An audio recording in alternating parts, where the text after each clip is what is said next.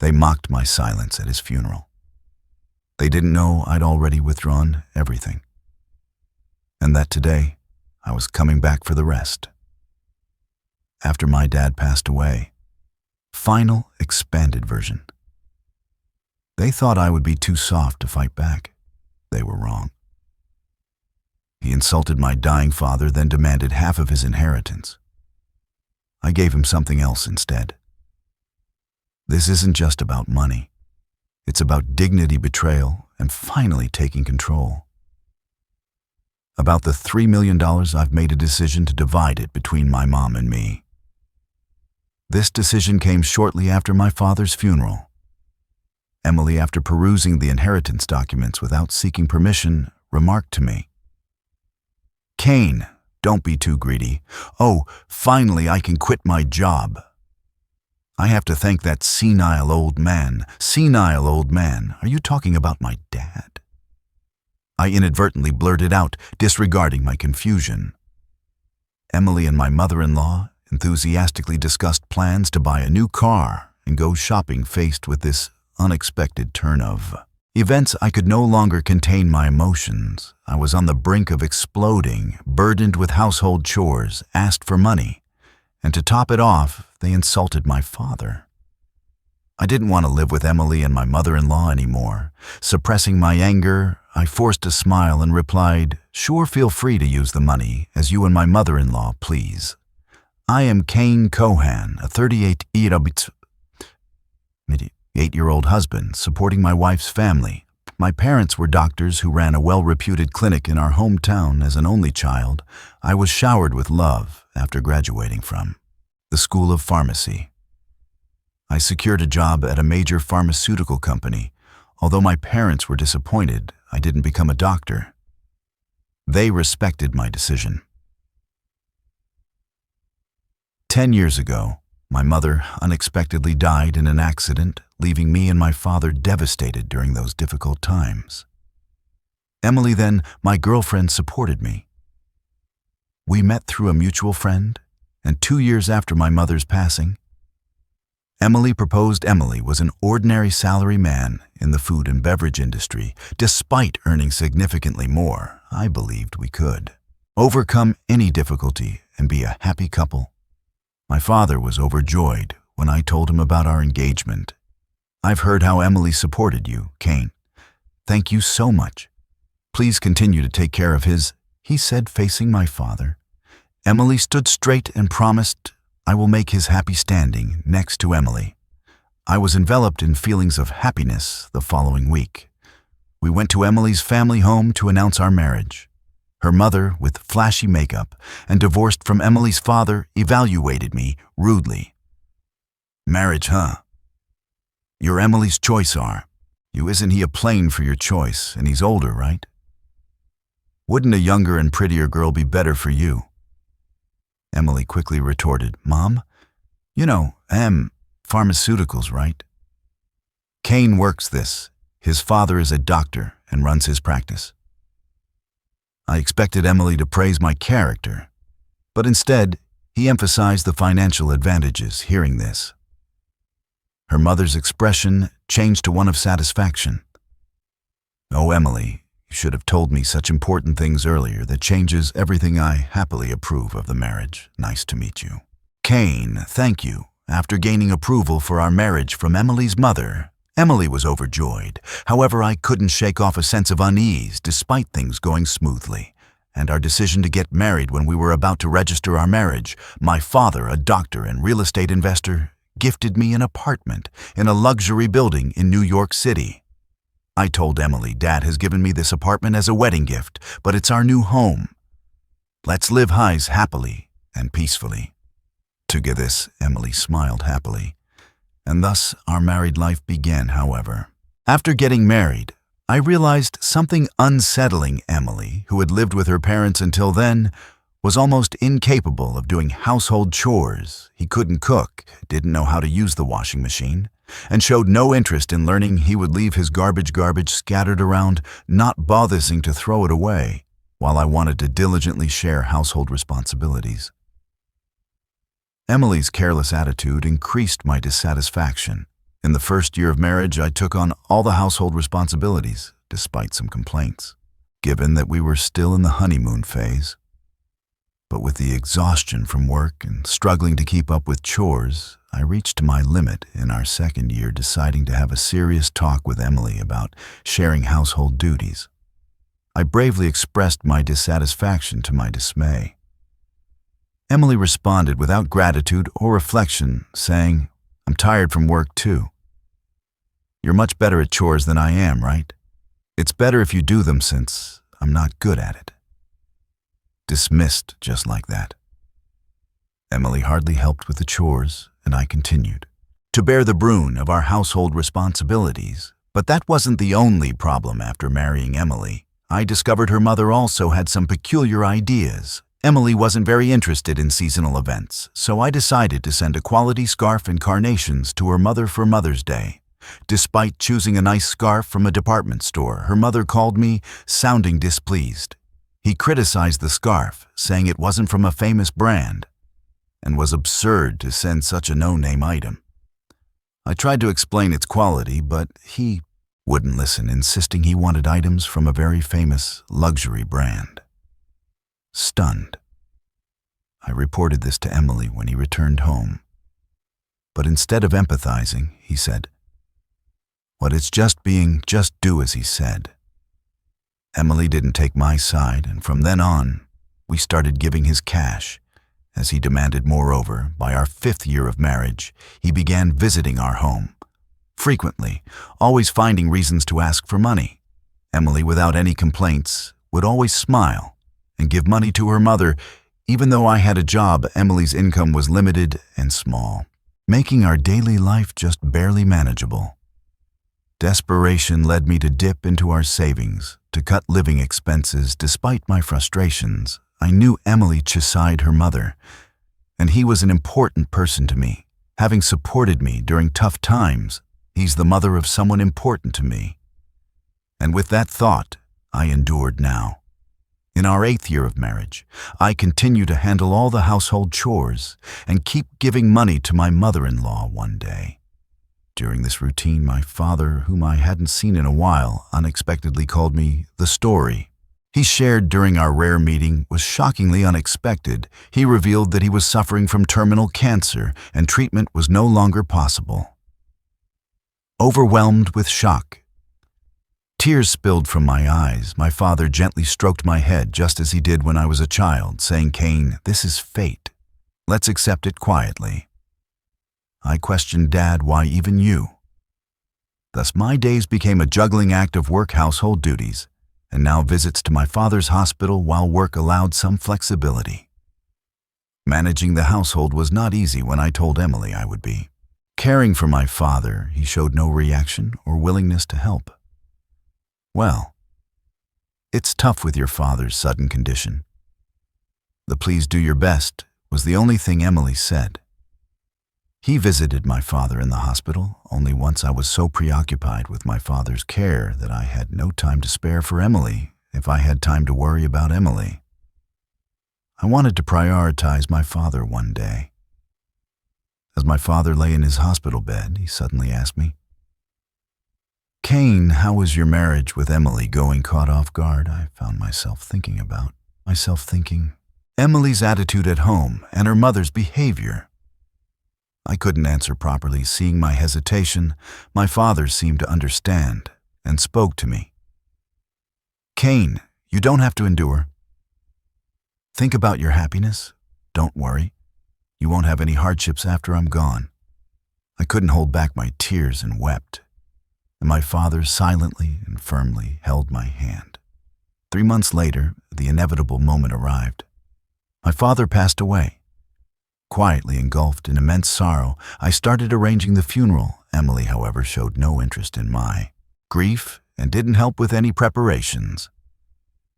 Despite this, I was too busy with the funeral arrangements to pay much attention to Emily. Many friends and acquaintances attended my father's funeral, making it a heartfelt farewell. Even the indifferent Emily and her mother attended the day after the funeral. I received a call from a lawyer about my father's inheritance. I arranged a meeting with the lawyer and listened to the explanation. And the information was all new and quite surprising after deducting taxes like inheritance tax. My father's estate amounted to over $3 million. He had not only earned income as a doctor, but also made real estate investments, leaving behind such a vast fortune. All of it to be inherited by me, his only son, wrapped in surprise and gratitude, yet trembling at the thought of handling such a huge amount of money. I proceeded with the inheritance process. After returning home, I spread out the documents received from the lawyer on my desk. Reading through them, exhaustion overwhelmed me. And I ended up dozing off on the sofa for a short while. When I awoke, I heard the cheerful voices of Emily and her mother from afar. Emily and mother too. When did you come? As I spoke, Emily approached me with a beaming smile, saying, "Yes, Keynes, well done." Why, what? Confused by his sudden excitement, I noticed the documents in Emily's hand. They were the inheritance papers I had received from the lawyer. Wait, don't just read those without asking. Shocked and angry at Emily for looking through the documents without permission, I raised my voice at him. However, my mother-in-law, unconcerned, happily chimed in, "Wow, an inheritance of $3 million, isn't that amazing? Now we can live comfortably for the rest of our lives." Confused, I couldn't understand why my mother-in-law suddenly said that. Then Emily turned serious and continued, "By the way, about this $3 million. I decided that it will be split between me and my mom. It was right after my father's funeral." Emily, having looked at the documents related to the inheritance I was supposed to receive without permission, said to me, "Kane, don't be too greedy." Oh, now I can finally quit my job. I have to. Thank that senile old man. Senile old man. Are you talking about my dad? I accidentally said it out loud. Well, anyway, let's proceed with the inheritance process and get the money into our joint account as soon as possible. Ignoring my confusion over this sudden turn of events, Emily and my mother-in-law were excitedly talking about buying a new car and shopping at that moment. I couldn't hold back my emotions any longer. I was on the verge of exploding, being burdened with household chores, asked for money, and to top it off, they insulted my father while holding back my anger. I replied with a forced smile, "Sure, use the money. You and my mother-in-law, please, as you wish." Hearing this, my mother-in-law, seemingly satisfied, said cheerfully, "That's the spirit, Kane," quick to agree. "Now make sure you work hard and earn money. I don't want our saving to decrease, so work hard." I just nodded and pretended to listen to his selfish words afterward. Emily and my mother-in-law began living as if they had lost their minds, consuming money lavishly. Emily quickly quit his job, and my mother-in-law practically moved in with us, staying at our house. Constantly, they would leave in the morning, returning with luxury brand items they had splurged on. The 3-star restaurant we went to today wasn't as great as I expected, yes. It was a bit underwhelming for us, the sophisticated ones. They had conversations as if they had become wealthy celebrities while dumping all the housework on me as if I were a maid. Emily seemed to think my father's inheritance would come through immediately. He carelessly withdrew money from our joint account, and my savings of $100,000 dwindled rapidly when I protested their excessive spending. Emily just laughed it off. "Yake, what are you talking about? Isn't $3 million coming soon? And this kind of spending is no big deal." I warned him I've already stopped it, but Emily completely ignored me. Then a month later, Emily and my mother-in-law suddenly left for a trip to Hawaii. I wasn't invited and was left alone at home. After seeing them off, I decided to take action. About a week later, while I was relaxing at home, I heard loud knock on the door, wondering what was happening. I glanced at the intercom monitor and saw Emily and my mother-in-law, both dressed in aloha shirts, standing at the front door. "What do you want?" I asked, calmly and coldly. With anger, Emily yelled, "What are you even talking about? Why won't the door open?" Seeing Emily and my mother-in-law confused as to why the door wouldn't open, I confidently answered through the intercom, "Well, I changed the locks on the door, so of course it won't open." What? Why? Let's talk over this calmly at the nearby cafe. Please, go ahead. I'll join you shortly. I suggested Emily and her mother, after shouting in front of the entrance, seemingly realized it was futile, and soon headed to the cafe. Once I confirmed they had left, I made my way to the cafe. Arriving, this I saw Emily and her mother, who had arrived earlier, waiting in a state of fury. Hey, what's this about? Did you change the locks? Hand over the new keys right now. This is no need for me to give you the new keys. You both need to leave that house. I calmly told Emily and her mother. Facing a visibly angry Emily, I presented a piece of paper. It was a divorce petition. I had already filled out. Divorce? You're serious about divorcing me? Her mother was equally shocked and bewildered. Cain. Why has it come to this? I spoke quietly to the two, who were panicking and flustered. By the way, you've been spending lavishly every day. Are you sure your finances are okay? What money? Of course it's fine. Emily retorted vehemently, spitting as he spoke. Your father's inheritance is coming, right? This should still be over $50,000 in our joint account. Look, I'll show you right now, Heis. It is saying this. Emily took out his smartphone and opened the banking app to check the account. At that moment, his expression changed abruptly. What's this? Why is the money down? It was this day, hearing Emily's words, her mother also hurriedly looked at his phone. His face showing confusion, I revealed the truth to them, as they were panicking, not understanding the situation. Of course it's gone. I'm divorcing you, so I moved that $50,000 to my account as part of the property division. What do you mean? Emily's face turned to anger for a moment, but then he smirked as if remembering something. Fine. I'll divorce you then. Transfer the inheritance you got from your dad right away.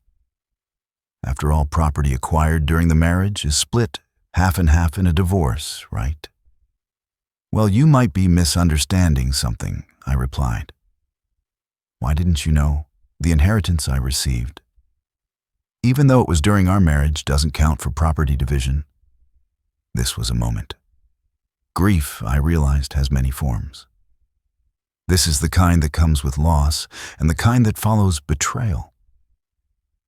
In those days after my father's passing, I found myself carrying both. Every night I would lie awake, not just mourning him, but reliving every moment of indignity Emily and her mother had brought into my life. When Emily dismissed my pain after the funeral, something inside me snapped. I had spent years silencing myself, smiling when I wanted to scream, nodding when I wanted to run. My love for him had once blinded me. But now it only made the betrayal cut deeper. I remembered how my father used to hold my hand as a child, telling me I was strong, smart, and worthy. I clung to those memories as I navigated the legal process, pulling strength from every kind word he'd ever spoken. His love became my armor. This had been moments in our marriage when I questioned my worth. Emily's indifference chipped away at me, slowly but surely. But my father's passing forced clarity. I wasn't just surviving anymore, I was reclaiming myself. The day I changed the locks, I felt something I hadn't felt in years: control. For once, I wasn't reacting. I was deciding. It was terrifying and exhilarating all at once.